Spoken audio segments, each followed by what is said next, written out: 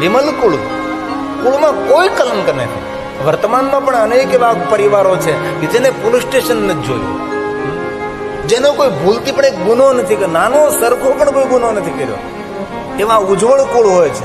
આખા કુળમાં કોઈને વ્યસન ન હોય, સૌ સેવામાં સમર્પિત હોય, પ્રભાવશાળી પ્રતિભાશાળી હોય, પરિવારમાં સુખ શાંતિ સમૃદ્ધિ સેવા ભક્તિ યજ્ઞ યાગાદિ પૂજા અર્ચન ભોજન એવા અનેક એવા પરિવારો છે એ દિવ્ય પરિવારો. એવા પરિવારની અંદર ભગવાનને પણ અવતરણ થવાનું મન થાય. આવા પરિવારો કલિયુગમાં પણ છે. આવા પરિવારો મેં જોયા છે.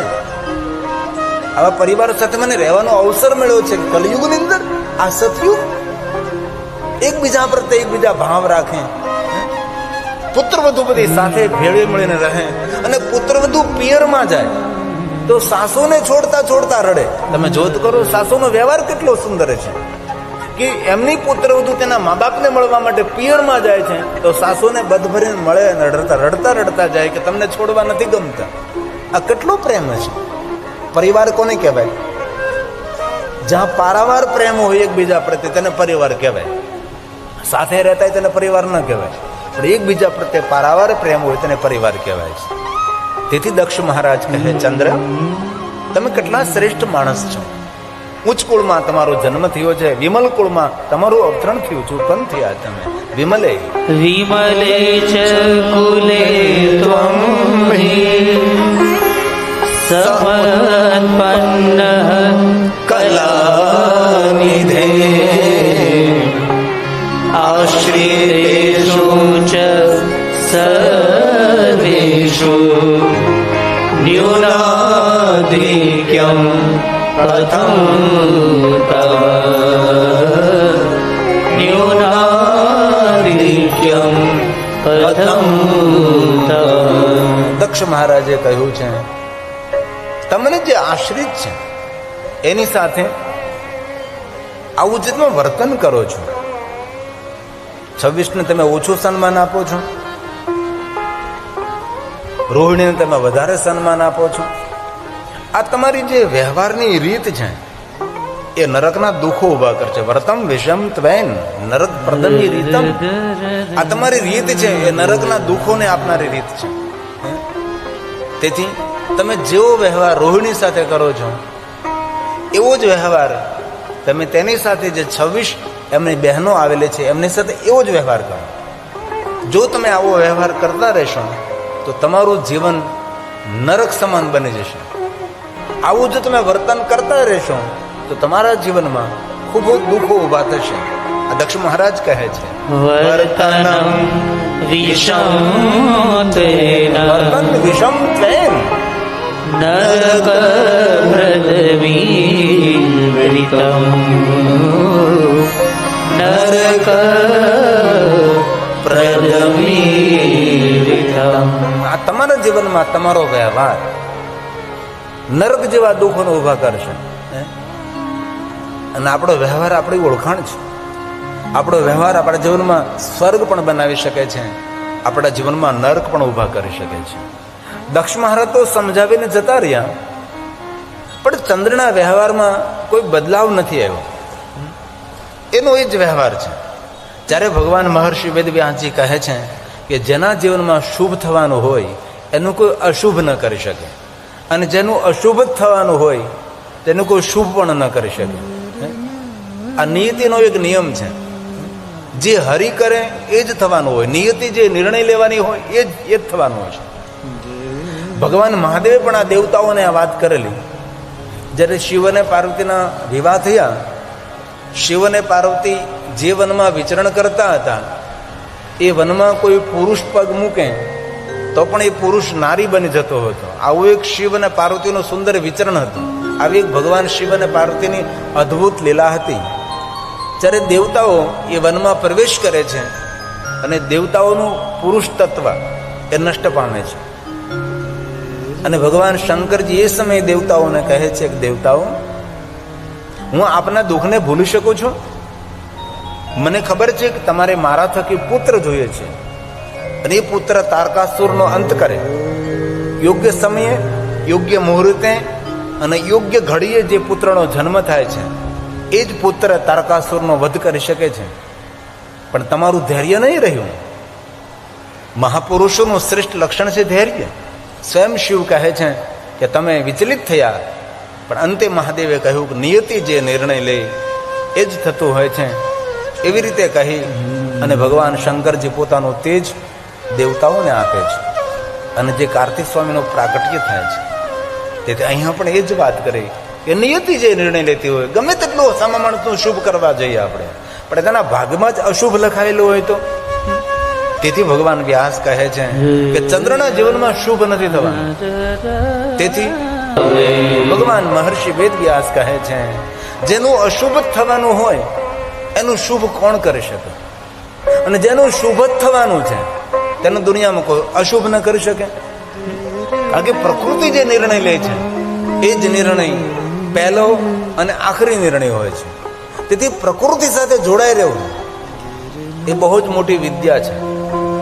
આ દુનિયામાં આપણા માટે બીજું કાંઈ નથી. એક પરમાત્મા છે, એક આત્મા છે અને પ્રકૃતિ છે, અને વચ્ચે આત્મા રહેલો છે. એક તરફ પ્રકૃતિ છે, એક પરમાત્મા છે. એની સાથે આપણે કઈ રીતે જોડાઈ રહેવું એ મોટી કલા છે. અને એ કલા ભગવાન શિવજી ધ્યાન પરંપરામાં દેખાડે છે. ધ્યાન એટલે શું? પ્રકૃતિ, આત્મા અને પરમાત્મા સાથેનું એકાત્મ, તેને ધ્યાન કહેવાય છે. ધ્યાન એટલે આંખો બંધ કરીને બેસી જવું, તેને ધ્યાન નથી કહ્યું. અને ધ્યાનનું દ્વાર ખોલે છે એ સમાધિ. ત્યાં બુદ્ધિનો કોઈ વિકાસ નથી, બુદ્ધિનો કોઈ વિસ્તાર પણ નથી, તેને સમાધિ કહેવાય. મરી જાય પછી સમાધિ આપે તેને સમાધિ નહીં. સમાધિ એટલે બુદ્ધિનો વિશ્રામ, બુદ્ધિનો વિરામ, બુદ્ધિ ઉપર કોઈ તરંગ નહીં, કોઈ વાર્તાલાપ નહીં, સંપૂર્ણ. વાણીનું મૌન તો ખરું, વિચારોનું મૌન. અને મૌન રહેવું એ તો મહાપુરુષોનું લક્ષણ છે, અભિનંતાનું લક્ષણ છે. વધારે પડતું બોલવું તો પણ કલેશ ચાલતો રહ્યો છે. હવે 26 ભેગી થઈને ફરીવાર પોતાના પિતાની પાસે જાય છે કે પિતાજી, ચંદ્રના વ્યવહારમાં કોઈ બદલાવ નથી, આપ જરા સમજાવો ને. અને હવે આ દક્ષને ધૈર્ય નથી રહ્યું. કારણ કે દીકરીનું દુઃખ હોય એ બાપ 1 વર્ષ સહન કરે, 2 વર્ષ સહન કરે, 3 વર્ષ સહન કરે, બહુ 5 વર્ષ એ દીકરીનો બાપ જોયા કરે, પછી તો કઈક ઊંચું માથું કરે જ ને. અને ભારતની દીકરીઓ માટે, ખાસ કરીને આપણા ગુજરાતની દીકરીઓ માટે આપણે ગૌરવ અનુભવીએ છીએ કે ગુજરાતમાં આપણી દીકરીઓ એટલી સંસ્કારી હોય છે કે સાસરે જાય, દુઃખના ડુંગરા તૂટી પડે તો પણ એ પોતાના દુઃખની અણસાર પોતાના બાપને ન આવવા દે. એ આપણી દીકરીઓ છે, એ આપણી દીકરીઓના સંસ્કાર છે. મેં જોયું છે. અમે ગીતની પંક્તિ બદલાવી છે, આપણે વર્ષોથી ગાતા આવીએ છીએ. દીકરી તો પારકી થા પણ કહેવાય. શા માટે ભલામણ? દીકરીને પારકી શા માટે સમજો તમે? તમારે પેટ જન્મ નથી લીધો, એ તમારા ઘરમાં મોટી નથી થઈ. દીકરી તમારું લોહી છે, દીકરી તમારા સંસ્કાર છે. શા માટે દીકરીને પારકી માનીએ આપણે? જેવી રીતે દીકરીને પારકી કયો છે એવી રીતે દીકરાને ક્યારેક કયો ને પારકો થાપણો. પારકો તો એ છે પરણી જાય એટલે વાણી વર્તન બધું બદલાઈ જાય, તેની અણહાર બદલાઈ જાય પરણી જાય એટલે. તેથી ભૂલથી પણ દીકરીને પારકાપણાનો મેણો ન મારો. હવે તો જો કે ડાયો સમાજ, હજી પણ અંતરિયાળ ગામડાઓની અંદર આ બધું જે તે એ જ રીતે ચાલે છે. તેથી આજથી દીકરી પારકી નથી. આ ગીતની પંક્તિ બદલી છે. જેને લખ્યું તેને ભગવાન માફ કરું, કોને લખ્યું ખબર નથી આપણને, પણ જે લેખક છે એની ક્ષમા. આપણને દુઃખ લાગે તો ક્ષમા કરજો, પણ વર્તમાનમાં દીકરી પારકી નથી.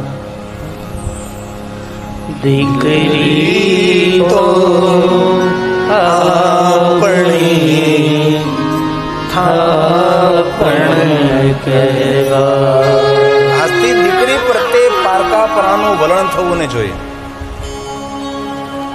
અને કેટલા ડાયા માણસો તમે સમાજમાં જુઓ, એવો બાપ ભણેલો ગણેલો સુગ્ન બાપ હોય, જેટલી મિલકત પોતાના દીકરાને આપે એટલી જ મિલકત પોતાની દીકરીઓને પણ આપે છે. એક સરખા ભાગ પડે છે. 4 સંતાનો તો 4 સંતાનોના સરખા ભાગ પડે છે. એવું નથી કે દીકરાને જ આપે છે. વર્તમાન યુગની અંદર કંઈક નવું દેખાઈ રહ્યું, નવું થઈ રહ્યું છે, નવું થવું જ જોઈએ.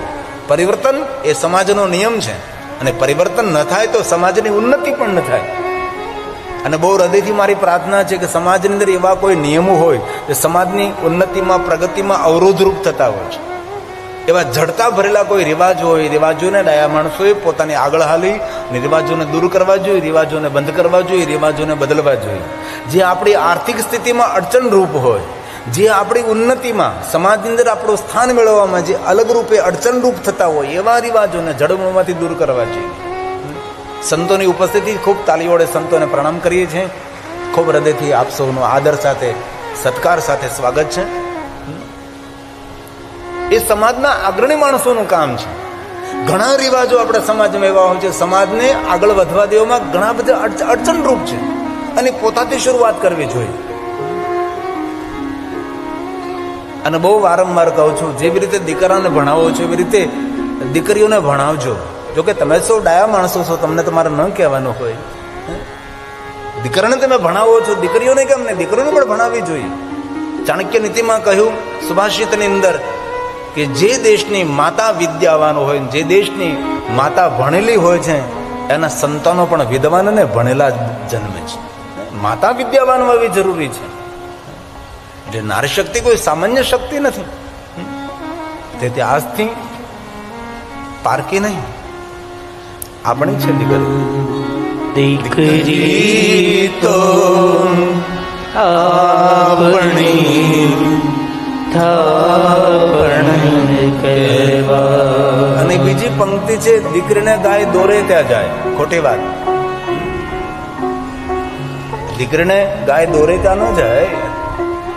દીકરી જ્યાં જાય ત્યાં જવા ન દેવાય. અને શિવ મહાપડ ગ્રંથમાં પાર્વતી ખંડમાં આ બધું વર્ણન છે કે દરેક પિતાએ પોતાની દીકરીને કેવા વર સાથે વરાવવી અને વરમાં કેટલા લક્ષણો હોવા જોઈએ એનું વર્ણન છે.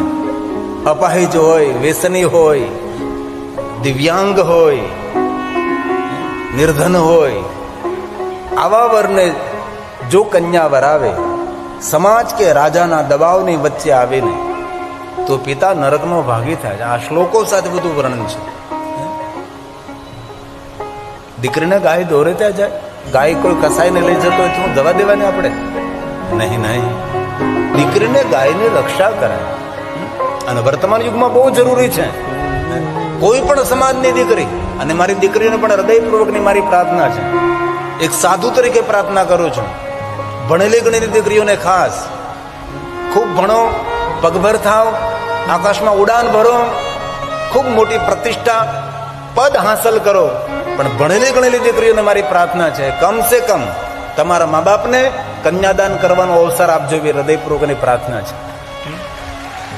અને દીકરીઓને હૃદયપૂર્વકની બીજી પ્રાર્થના છે, જે ભણેલી ગણેલી દીકરીઓ જે આકાશમાં ઉડવા લાગે છે દીકરીઓ, એવી દીકરીઓને પ્રાર્થના છે કે વિવાહ કરો તો તમારા સમાજમાં કરજો. સમાજની રૂપરેખાને તોડવાની જરૂર નથી. સમાજ આપણા માટે સુરક્ષિત છે. સમાજ આપણી ઢાલ છે. સમાજ આપણું, ઘણી વાર આપણે બધું સમાજ આપણને હું આપી દીધું, પણ સમાજ આપણા માટે આપણી છત્રછાયા છે, આપણું કવચ છે, આપણી એમાં સુરક્ષા છે. ઘણા લોકો ગેર હિન્દુમાં જ્યારે દીકરીઓ જાય છે ત્યારે કઈ કઈ હાલતો થાય છે તમારી સામે વર્ણન કરું તો આંખ ભરાઈ જાય છે. અમારી નરી આંખો એમાં જોયેલું છે જે દીકરીઓ ગેર હિન્દુમાં ગઈ છે અને કેટલી દુઃખી થાય છે. તેથી દીકરી પારકી નહીં, દીકરી આપણી જ. અને દીકરીને ગાય દોરેતા ન જાય, દીકરીને ગાયની રક્ષા કરાય છે. લક્ષ્મણ દુઃખી થયા છે. કોઈ બાપ કેટલા વર્ષો સુધી સહન કરે દીકરીનું દુઃખ, અને દીકરી દુઃખી થતી રહે ને બાપ જોતો રહે. અંતે આ દક્ષ મહારાજને દુઃખ થયું છે, અને દુઃખપૂર્વક ફરી ચંદ્ર પાસે જાય છે અને ચંદ્રને કહે, ચંદ્ર સૂર્યતામ યથા યથ પૂર્વ. ચંદ્ર, મેં તમને પહેલા કેટલી વાર સમજાવ્યા, તમે કેમ મારી વાત માનો? મેં તમને પ્રાર્થનાઓ પણ કરી કે જેવો વ્યવહાર તમે રોહિણી સાથે કરો છો એવો વ્યવહાર સૌ સાથે તમે કરો. આ શા માટે તમે કરી રહ્યા છો? અને કોઈ પણ માણસની દુઃખ સહન કરવાની કોઈ હદ હોઈ શકે છે, અને હદથી ઉપરવટ જ્યારે દુઃખ થાય છે ત્યારે માણસનો નિસાસો લાગે અને શ્રાપ લાગે છે. હવે દક્ષ મહારાજ દુઃખપૂર્વક ચંદ્રને કહે છે, ચંદ્ર, મેં બહુ રાહ જોઈ, મેં તમને ઘણું સમજાવ્યા, મેં તમને પ્રાર્થનાઓ કરી, પણ તમે મારી વાત માની જ નહીં. અને દક્ષ મહારાજ આવેગપૂર્ણ, ક્રોધપૂર્વક અને પુત્રીનો દુઃખ ન જોઈ શકવાને કારણે દુઃખિત હૃદયથી આ દક્ષ મહારાજ ચંદ્રને શ્રાપ આપે છે. અને દક્ષ બોલે છે, શ્રૂયતામ ચંદ્ર, શ્રૂયતામ ચંદ્ર યત પૂર્વે, શ્રૂયતામ ચંદ્ર યત પૂર્વે, પહેલા મેં તમને બહુ સમજાવ્યા એટલું નહીં, પ્રાર્થિતો બહુધા મયા, ન માનિતં ત્વયા તસ્માत् ત્વં ચ ક્ષયે ભવ, તસ્માत् ત્વં ચ ક્ષયે ભવ. દક્ષ મહારાજે ચંદ્રને શ્રાપ આપ્યો છે કે તમને ક્ષય રોગ થશે. માણસનો નિસાસો લાગે, નિહાપો લાગે છે. કોઈ માણસને બે હદ સુધી દુઃખ ના આપવું, એ માણસને શ્રાપ આપવા તરફ મજબૂર થવું પડે. કોઈનો નિસાસો લાગે છે. અને એ સમયે ચંદ્રને ક્ષય રોગ થયો છે. અને 27 પુત્રીઓ પોતાના પિતાને સમજાવવા લાગી, જો તમે દીકરીઓનો સ્વભાવ કેવો છે. 26 પુત્રીને 27મી રોહિણીએ કહ્યું કે પિતાજી, આ શું કર્યું તમે? એક તો મેં દુઃખી હતી બધી જ, એમાં તમે ચંદ્રને શ્રાપ આપ્યો, અને શ્રાપને કારણે ચંદ્ર ક્ષયરોગી બન્યા, અમારા દુઃખમાં વધારો થયો. પિતાજી, અમે તમને સમજાવવાનું કહ્યું હતું, અમે તમને શ્રાપ આપવાનું નહીં કહ્યું હતું. શ્રાપ આપીને તમે દુઃખમાં વધારો કર્યો છે. જ્યારે દક્ષ મહારાજ પોતાને પુત્રીઓને કહે છે, પુત્રીઓ, દીકરીઓ, ખરેખર મેં ભૂલ કરી છે. મારે ચંદ્રને શ્રાપ આપવાની જરૂર નહીં હતી, મારે ચંદ્રને વારંવાર સમજાવવાની જરૂર હતી, અને તમને ધૈર્યના પાઠ ભણાવવાની જરૂર હતી. થોડું ધૈર્ય રાખો, થોડું ધૈર્ય રાખો, થોડું ધૈર્ય રાખો. પણ મારું જ ધૈર્ય ન રહ્યું અને મેં ચંદ્રને શ્રાપ આપ્યો છે. એ સમયે દક્ષ મહારાજ સુંદર પ્રવચન કરે છે. દક્ષ મહારાજ કહે છે, દીકરીઓ, આજે મને સભાનતા આવી. આવેગમાં, આવેશમાં, લાગણીમાં અને ક્રોધમાં માણસે અનિર્ણય રહેવું જોઈએ. એ સમયે નિર્ણય નહીં લેવો જોઈએ. એ સમયે માણસે મૌન રહેવું જોઈએ. ભાવાવેશમાં, આવેગમાં, આવેશમાં ઘણીવાર માણસ ખોટા નિર્ણયો, અને તદ્દન એ સમયે જુઠ્ઠા જ નિર્ણયો હોય છે. સ્થિર પ્રજ્ઞ રહેવું પડે ત્યારે નિર્ણય સાચો લેવાય છે. મેં ખોટો નિર્ણય લીધો છે. અને દીકરીઓ, એ પણ ખરું, દુઃખ વહેંચવાથી વધે છે. તેથી હે પુત્રીઓ, જ્યારે જીવનમાં દુઃખના દિવસો વીતતા હોય ત્યારે હંમેશા ધૈર્ય રાખવું જોઈએ, ભજન કરવું જોઈએ, એકાંતમાં રહેવું જોઈએ, સહન શક્તિ વધારવી જોઈએ અને શાંત રહેવું જોઈએ. તેથી આ વાત દરેક માણસે ખૂબ વિચારવા જેવી છે. શ્લોકાત્મક વર્ણન છે. દક્ષ મહારાજે જે વાત કરી છે, આવેગમાં, આવેશમાં, લાગણીમાં અને ક્રોધમાં લીધેલા નિર્ણયો જળમૂળમાંથી જુઠ્ઠા હોય છે. ઘણી વાર કોઈ પ્રત્યે બહુ લાગણી થઈ જાય, ખોટા નિર્ણયો, આવેગમાં આવી જાય, આવેશમાં આવી જાય. ઘણી વાર જોયું છે, ખીચામાં એટલા બધા પૈસા ઉડાડી દે, હવારે ગોતવા નીકળે ઉધાર. આવેગમાં, આવેશમાં, આવેગમાં, આવેશમાં અને લાગણીમાં કોઈને વચન પણ ના આપે. અને ક્રોધમાં હંમેશા મૌન રહેવું. આપણા 1000 શત્રુઓ જે આપણું અહિત ન કરે, એ થોડી વાર આપણામાં આવેલો આવેગ રૂપી ક્રોધ એ આપણું ખૂબ અહિત કરી શકે છે. આપણા પરિવારને છિન્ન ભિન્ન કરી નાખે, પ્રતિષ્ઠાને કલંકિત કરી નાખે છે, જીવન ઝેર કરી નાખે એ ક્રોધ છે. અને ક્રોધ અજ્ઞાનથી ઉત્પન્ન થાય, અભિમાનથી ક્રોધ વધે છે. અત્યંત ક્રોધી માણસ આંખ હોય તો પણ તેને અંધ સમજવો. અને ક્રોધી વ્યક્તિ નું પહેલી ઓળખાણ છે અજ્ઞાનતા. ડાયો માણસ, સજ્જન માણસ, વિદ્વાન માણસ, જ્ઞાની માણસ વાત વાતમાં ક્રોધ ન કરે. ક્રોધ એ માણસ માટે કલંક છે. અને આજે તો વૈજ્ઞાનિક ડોક્ટરોએ કેટલું સંશોધન કર્યું છે કે ક્રોધ રોગ પ્રતિકારક શક્તિને નષ્ટ કરી દે છે, ક્રોધ રૂપનું ભક્ષણ કરે છે, ક્રોધ આયુષ્યને ઓછી કરે છે, ક્રોધ એ માણસનું અહિત કરે છે. એક ક્ષણવાર કરેલો ક્રોધ 72 કલાક સુધી કરોડરજ્જુમાં કંપન આપે છે. ક્રોધ કરવાથી યાદશક્તિ નષ્ટ થાય છે, ક્રોધ કરવાથી લોહીનું પાણી બને છે, ક્રોધ કરવાથી હૃદયમાં કંપન આવે છે, ક્રોધ કરવાથી જલ્દી માણસ ગરડો થઈ જાય છે. અત્યંત ક્રોધી માણસ આંખ હોય તો આપણે તેને અંધ સમજવો, કારણ કે ક્રોધ આવે જ્યારે આંખ પણ બંધ થઈ જાય, ક્રોધ આવે જ્યારે કાન પણ બંધ થઈ જાય. એ કોઈનું સાંભળતો પણ નથી અને કોઈને ઓળખતો પણ નથી. તેથી ક્રોધ ઉપર સંયમ રાખવો એ મોટી બુદ્ધિમતાનું કામ છે. દક્ષ મહારાજે પોતાની પુત્રીઓને સુંદર પ્રવચન આપ્યું છે. અંતે અફસોસ કરતા દક્ષ મહારાજ જાય છે અને ઘરનો કલેશ એ રોગની આમંત્રણ પત્રિકા છે. ઘરમાં નિરંતર કલેશ ચાલતો હોય અને ઘણા ઘરો એવા છે નિરંતર બધું હોય પણ ઝઘડો જ કરતા હોય, ઝઘડો જ કલેશ જ કરતા હોય.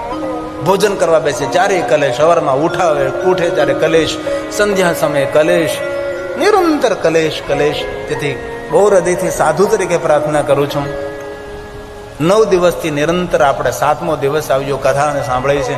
ભલે તમે માળા કરો ન કરો, ઉપાસના કરો ન કરો, દેવાલય શિવાલય જાઓ, દાન કરો, સેવા કરો, થાય કે ન થાય, પણ એક દ્રઢ નિર્ણય લેજો કે કોઈ પણ સંજોગ હોય આજથી હું ક્રોધ નહીં કરું, હું શાંત રહીશ. અને જીવનમાં સફળ થવું હોય ને તો 5 નિયમોનું ખૂબ અનુસરણ કરવું. આમ તો જીવનને સફળ કરવા માટે 36 જેટલા ગુણોની આવશ્યકતા છે. 36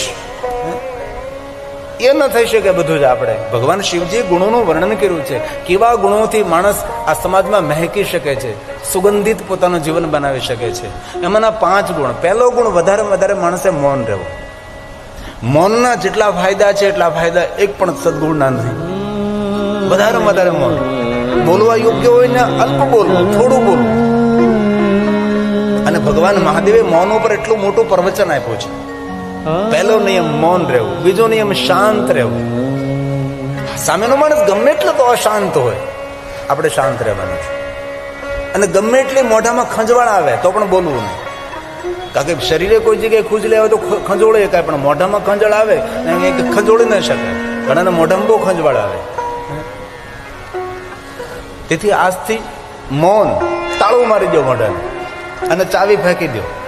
પણ દુઃખની વાત એ છે, ગેટ ઉપર દેવાનું તાળું મળે, દ્વાર ઉપર દેવાનું તાળું મળે, કબાટને દેવાનું તાળું મળે, તિજોરીને દેવાનું તાળું મળે, પણ આ મોઢાને દેવાના કંઈ તાળાએ મળતા નથી. તમે કીડિયાનગરમાં મળતું કે જો લેતો જાઓ નહીં. તેથી મારા ભાઈઓ બહેનોને પ્રાર્થના, જેટલા મૌન રહેશો એટલી રોગ પ્રત્યારોપ શક્તિ વધશે. અને ક્યારેક તમે આના પર બહુ સારા પુસ્તકો લખાણા છે, મૌનથી થતા લાભો દરેક ભાષામાં મળે છે. એક પુસ્તક છે મરો ત્યાં સુધી જીવો, પરમ પૂજ્ય ચિંતનકાર ગુણવંત શાહનું લખાયેલું છે. મરો ત્યાં સુધી જીવો. ઘણા લોકો મરતા જીવે છે, એમ નહીં. જ્યાં સુધી મરો ત્યાં સુધી સંપૂર્ણ જીવનને જીવો. એમાં આ વસ્તુ પર ખૂબ સુંદર વર્ણન કર્યું છે, મૌન. તેથી પહેલો નિયમ મૌન, બીજું શાંત રહેવાનું, ત્રીજી મીઠી વાણી બોલવાની. સામેનો માણસ ગમે તેટલા કડવા વચનો બોલે, લેકિન આપણી વાણી હંમેશા મધુર રહે. ચંદનના આ જો પુસ્તક છે મરો ત્યાં સુધી જીવો, ગુણવંત શાહનું લખ, બહુ સુંદર પુસ્તક છે, વસાવા જેવું છે, સાથે રાખવા જેવું છે, કોઈને ભેટમાં આપવા જેવું છે. થોડુંક તેમાંથી વાંચન કરશે. આરોગ્યથી લઈ તનનું આરોગ્ય, મનનું આરોગ્ય અને ધનની કેવી રીતે વ્યવસ્થા કરવી જોઈએ, બધી વાતો એમાં છે. ધનની વ્યવસ્થા, આપણે ખૂબ કમાઈ છે પણ ધનનો વ્યય ન કરવો. મોટી પાણીની ટાંકી પડી પણ થોડું ટીપું પડતો રહે તો ટાંકી ખાલી થઈ જાય. એ ધનનો વ્યય કેવી રીતે કરવો, ધનનો ઉપયોગ, સદુપયોગ, એ બધી જ વાતો. જીવન જીવવાની રીત, જીવન જીવવાની શૈલી. તેથી ત્રીજો નિયમ, વધારે વાણીમાં મધુરતા રહે.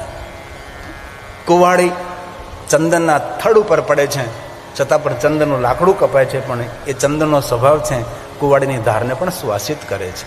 આપણે હંમેશા આપણી ભાષાનું જે સંયમ છે એ ગુમાવવો નહીં. ચોથો નિયમ, કોઈની ખરાબ વાત કરવી નહીં, ખરાબ વાત સાંભળવી નહીં. પાંચમો નિયમ, શુદ્ધ શાકાહારી રહેવું, નિર્વ્યસની રહેવું. ચા પીતા હોય એ પણ ધીરે ધીરે છોડી દો. કોફી પીતા હોય તો પણ ધીરે ધીરે છોડી દો. જે શરીરને જરૂર નથી એ શરીરમાં નાખવાની જરૂર નથી.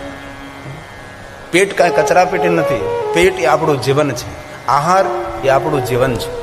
તેથી જે તે ખાવું નહીં, જે તે સમયે ખાવું નહીં. બીડી, તમાકુ, ગુડકાની વાત તો અલગ રહી, એ તો મૂર્ખતાનું પ્રતીક છે. કોફી ને ચા પણ ધીરે ધીરે છોડી શકો છો તમે. ગઈકાલે પણ કહ્યું હતું કે જીવન જીવવાનું શ્રેષ્ઠ કોઈ સાધન હોય તો આરોગ્યથી ભરેલું શરીર. ધન સંપત્તિ, પદ પદવી, જમીન જાગીર છે, પણ આરોગ્ય નથી તો આપણા જેવા કોણ લાચાર માણસ. અમે જોયું છે લોકો પૈસા કમાવામાં, ધન કમાવામાં, પદ પદ મેળવવામાં પોતાના જીવનને ખોરવી નાખ્યું છે. અમે એમના ઘરે જાય ત્યારે આખું ડાઇનિંગ ટેબલ વ્યંજન ભોજનથી પડેલું હોય છે. એ માણસ કાંઈ ખાઈ શકતો નથી. સામા કેટલા કેટલા ભોજનો હોય, કેટલા વ્યંજન હોય, બેઠો બેઠો મમરા ખાતો હોય છે. ડોક્ટર બધું જ ખાવાને ના પડે. ક્યારે? એ માણસે પોતાના આરોગ્યનું ધ્યાન ન રાખ્યું ત્યારે. તેથી બહુ હૃદયથી પ્રાર્થના કરું છું, બહુ દિલથી પ્રાર્થના કરું છું કે આરોગ્યનું ખૂબ ધ્યાન રાખજો. અને ગાયત્રી પરિવાર રામ શર્મા આચાર્યજી એક બુક લખી છે, સૂર્યથી થતા લાભો. સવારમાં કમસે કમ 1 કલાક સૂર્યપ્રકાશ લેવો, 20 મિનિટ તો લેવો જ ખુલ્લા શરીરે. આ ખેડૂતો તંદુરસ્ત રહે. જે ખેડૂત વ્યસની ન હોય એ ખેડૂત તંદુરસ્ત હોય છે. કારણ કે જમીન સાથે રહે છે, ધરતી સાથે સ્પર્શ રહેવો જોઈએ, ખુલ્લા આકાશમાં રહેવું જોઈએ, સૂર્યનો પ્રકાશ મળવો જોઈએ, શુદ્ધ જલ મળવું જોઈએ, શુદ્ધ હવા મળવી જોઈએ. પંચભૂતોની સાથે જોડાઈ રહેવાથી માણસ હંમેશા તંદુરસ્ત રહે છે. આપ શું ડાયા માણસો છો, આ બધું જાણી શકો છો. ઘરમાં કલેશ ન થાય. દક્ષ મહારાજ તો જતા રહ્યા, પણ આ ઘરમાં તો કલેશ શરૂ થયો. કલેશ શાંત ન થયો. પરિણામ શું આવ્યું? રોગ, પીડા, હતાશા, નિરાશા, ઉદ્વેગ. ચંદ્ર ક્ષય રોગથી પીડિત થવા લાગ્યા છે. સમાજના દરેક ઋષિમુનિઓને જાણ થઈ કે ચંદ્રને ક્ષય રોગ થયો.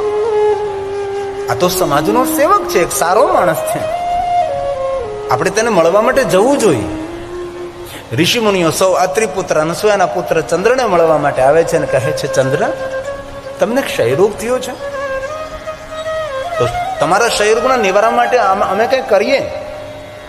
અને સૌ ઋષિમુનિઓ ભેગા મળી પિતામાં બ્રહ્મા પાસે જાય છે અને બ્રહ્માજીને કહે છે કે અત્રિપુત્ર અનસૂયાના પુત્ર ચંદ્રને ક્ષયરોગ થયો છે, અને રોગમાંથી કેવી રીતે તેનો છુટકારો થાય એવી કોઈ યુક્તિ બતાવો.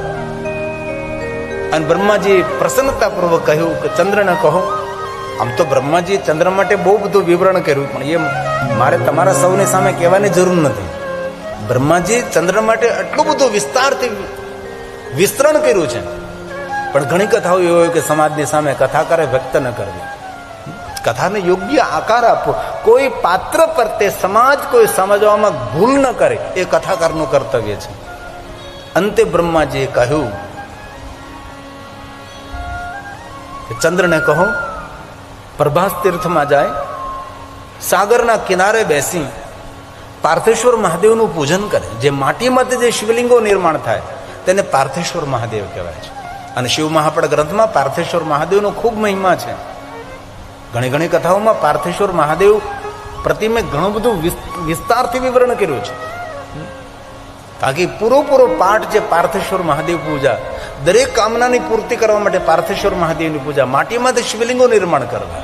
ભગવાન રામજીએ પાર્થેશ્વર મહાદેવની પૂજા કરી છે.